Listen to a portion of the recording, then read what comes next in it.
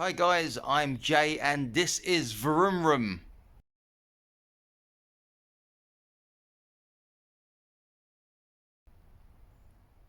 Welcome back to the channel. Today, new project. It's a, let's have a look. It's a Yamaha XJ6S Diversion. A friend of mine just bought this. He bought it directly from the auction and he's had it delivered straight to me so I can do the work on it for him. And it was stolen recovered, so let's have a look around it. So here we are. It's a actually I don't know what year it is. I'll have to have a look in a minute. But yeah, he got this, so he's asked me to get it running. So I've just had a quick look, and he said it's got 12,000 miles on it, which is pretty good. Normal stuff on it is the ignition has been cut, but the wires are still there, so we'll have a look at that. The first glance, the tank isn't bolted down, so we'll have a look at that as well. And the petrol cap is mullered, so that will also have to be addressed. It looks like a bit of missing fairing there. One of the mirrors is snapped, so that's another one. And I was just having a look at the front, and I'm not sure if that's standard or not, but the headlight looks slightly out of whack to me. The mouldings are there for this side. The top box, someone's had a go at trying to get in it, and the seat isn't locked in. And when I had a look under here was the owner's manual, which is a very nice addition. No battery, so that's the first thing I'm going to have to order. And I think that's it. So I'm going to clean it up a bit, do a few more checks, get a battery ordered. I've got a great battery supplier, should be here hopefully within 24 hours. Then we will see if we can get this old girl back into life. Right, so battery's now ordered, and I'm really thinking about how I'm going to tackle this in the best way possible. And one of the annoying bits is the mirror. I've just had a look behind the rubber and it screws in from behind, so I'm going to have to take the fairing off anyway to have a look. It looks like this part of the fairing, which is missing on the other side, are easily findable, replaceable. So we'll get on that as well. And I'm actually thinking about removing the whole of the front fairings just so I can have better access and have a look, because I do like to have a good scout around before I go too far with it. So the job is remove the fairing and check under there.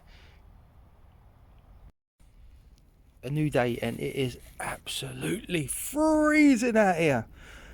Okay, right, so what have I done? I took the fairing apart, and literally took me 10 minutes. It was one of the easiest ones I've ever had to do. I've looked at parts, and not the cheapest on this bike, which was quite unusual. I was trying to see if these mirrors actually share a model, because I'm looking at anywhere between about 35 and 50 quid for a mirror, just for one, which is quite a lot. The side fairing bracket panel thingy bosh that goes over there next to the tank on the other side, I'm in trouble sourcing one of those as well. That may have to be a international import, but we'll see how we go with that, because I'll do another bit of research today. But this does allow me really good access to the bits I need, and the forks look really good, and there doesn't seem to be that much damage. I've just had a email saying that the battery is going to be here in 2 hours, so I want to get ready for that. So obviously I haven't ordered anything yet because I want to see what the state of the engine is, because it's an unknown. And I also need to drill out the lock on the back. It's a Yamaha box. I think it's 39 litres these come out as. but someone's had a dig at it. Even with that lock. That lock's expensive as well. £25 just for the actual lock, which I know it doesn't seem expensive, but when you look at stuff like the Givey ones, they're a hell of a lot cheaper. So yeah, we'll actually I might draw out the lock first, because that's the most fun bit to do today. Let's get drilling. So got the box off. It was okay, and the lock's now off. So I'm just starting to repair the ignition wires. There's only 4 that have been cut, or saying that 4 that have been cut, and then 4 of the small auxiliary wires where they obviously didn't know what the hell they were doing, and then just taped them back together with a bit of brown tape. Great repair. So we're going to do this properly. I've got a bit of shrink wrap on there already, and we are just waiting for the soldering iron to heat up so we can join these 4 back in. So we'll come back when that's done. So the battery just arrived and it's now in. It was a tight fit, but it is in. So this is the first time I've got the key. I'm going to turn it on and we'll see what happens. Normally a little bit more confident on the start up than with this. I think it's just because of the petrol cap being wedged open. There's all kinds of water and shit could have got in there. So first of all, let's just see if we've got clocks. And we have.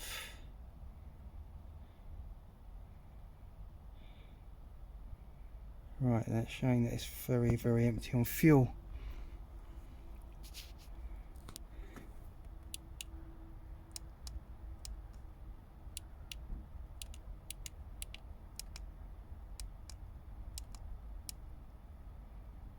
And what's concerning me just a little bit more is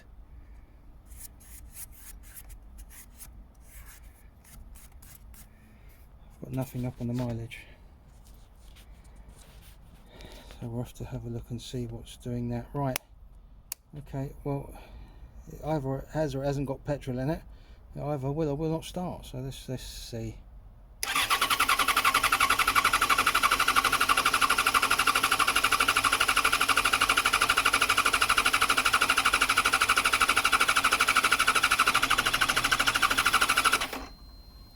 I guess that's a no. Right, so let's have a listen. Fuel pump? Yes.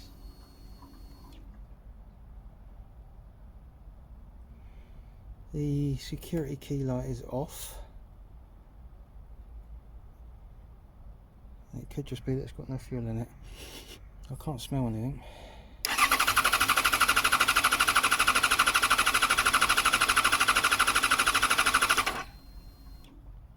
Right, okay. Trip to the petrol station. So I've just about to go to the petrol station. I had a little wiggle of the tank and it does sound empty, so hopefully that's the only problem with it. I mean, it was turning over and it's turning over well, so that's a good sign. So we'll take it as a positive. I'll go and get some fuel now, and hopefully it's only a couple of minutes walk, so I'll go and get some petrol, and hopefully we'll get the scuttle fire up sometime today. So I've just got back and just spilled a bit. So I'm kind of hoping it doesn't blow up when I do this.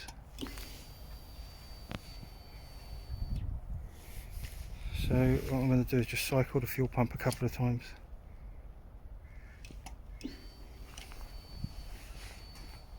And I'm just going to check for any leaks, which I can't see.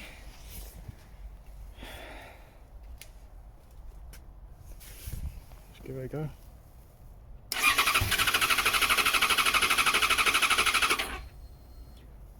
Sound like it wanted to go down the first one.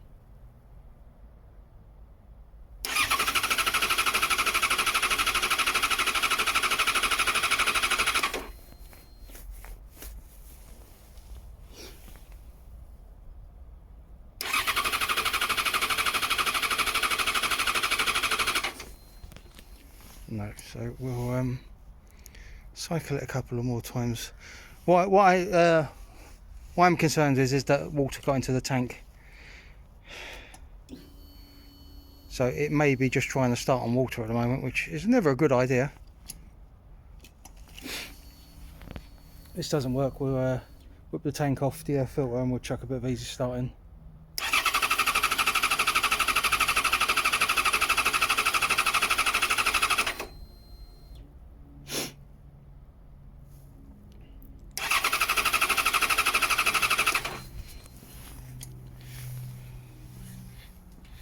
So no good with that. Yeah, I think we are going to yeah, we need to purge it. So let's see what happens when I take the air cleaner off. So I've taken the airbox off because it was in the way, and to be fair, it wasn't put on properly. The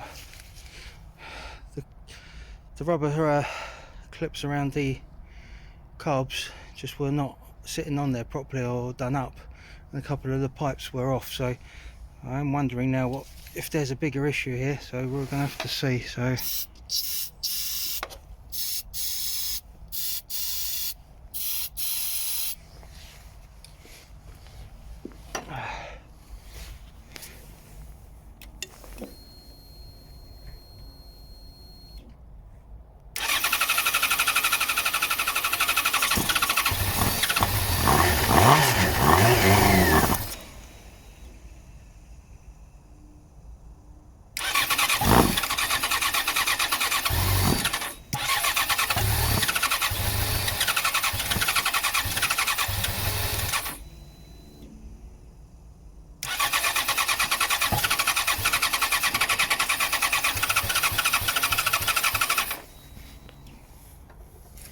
yeah, this is definitely a fuel supply problem.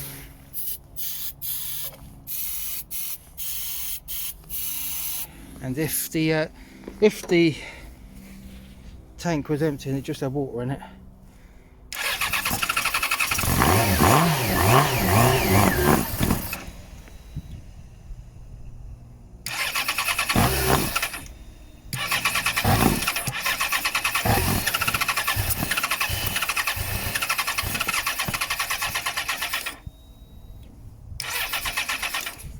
right, so you know the engine runs and it actually sounds good. No, we've got to make it run on its own. So I think test the fuel pump and make sure something's coming out. Also, all this petrol I put in, I may just have to drain it and ditch it, and then completely just start again with it. I might try with a gravity fed solution as well, just to make sure that it's running okay. But not all bad. At least I heard it. Let's see what happens next. So I've done what I normally do to solve problems, and I slept on it, and yeah, this has some issues. So what have I decided? Well, yes, there's a fuel injection fuse, so that seems like the first port of call. The fuel could be contaminated, so I am going to take the fuel pipe off, get some fuel out of it and put it directly down the carbs and see if it will fire that way. If it does, I know the fuel going to the actual carburetors are okay, the fuel injection system, should I say. We'll test the fuse. I know the wires on this, as it's come from auction and was attempted to be stolen, have been messed with, so I will check a couple more of the wires and connectors just to make sure they're in place properly. But yeah, what I thought was going to be quite an easy turnaround for this bike has now well, descended into a little bit more of a problem. I've ordered a new fuel cap for it, and yeah, well, let's test the fuses and see what's happening. Well, I was just about to start the next stage of the diagnosis with this, and I was just about to get some petrol out of the tank to feed in manually, and I noticed the plug unplugged, which is this one, not one that I done, but like I said, it was half taken apart, this bike, when I got it, and yes, it was the problem. So it's now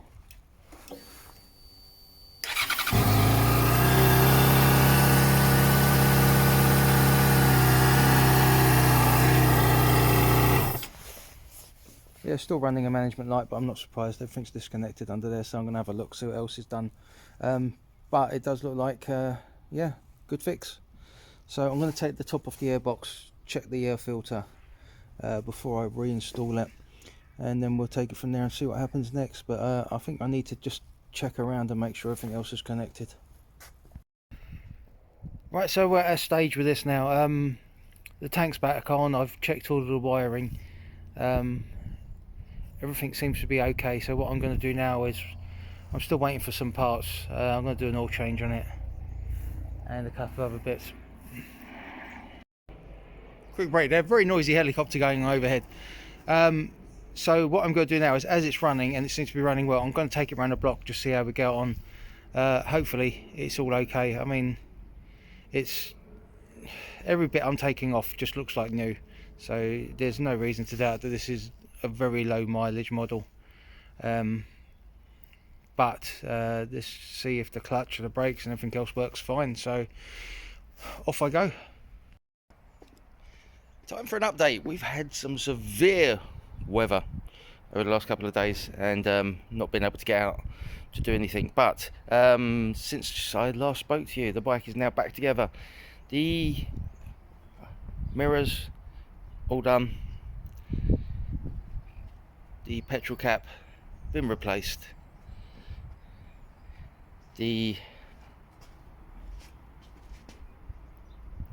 lock also done. So what's left to do? I have got to just tighten up the mirrors, put the dash back together, and do a small repair on one of the fairings. I'm missing one piece of trim, and I've ordered that from America, but it's going to take 3 weeks. I think that might be the way to go, because I don't really want to wait 3 weeks to finish this bike.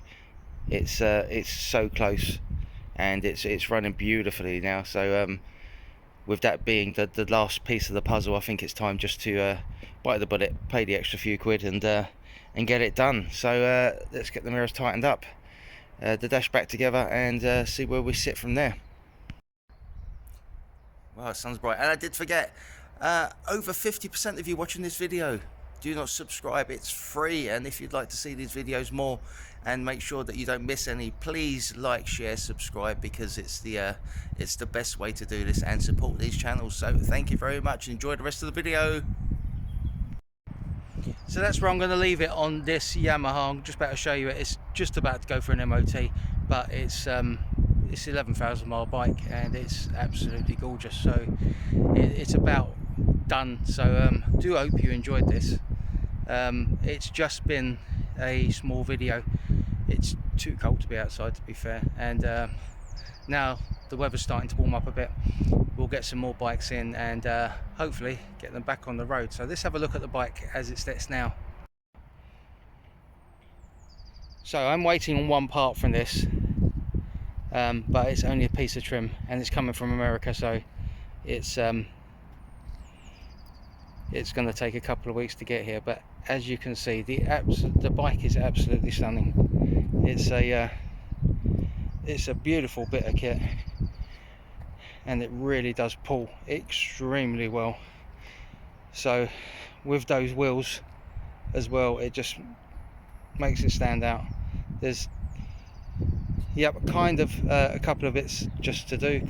There is a couple of bits, which is the trim just down here underneath this panel, and whether the owner just wants to replace the tank, because there's a couple of dents in it there. It's very, very small, and there is a scrape just down here as well, just there. That's better, you can see it there. But apart from that, that's it. It's got heated grips. It's going to do someone very, very nicely for a very, very long time. So yeah, like I mentioned, hope you enjoyed it. Tune in for the next one. Hopefully we'll get the next project within a few weeks. Take care, guys. See you soon.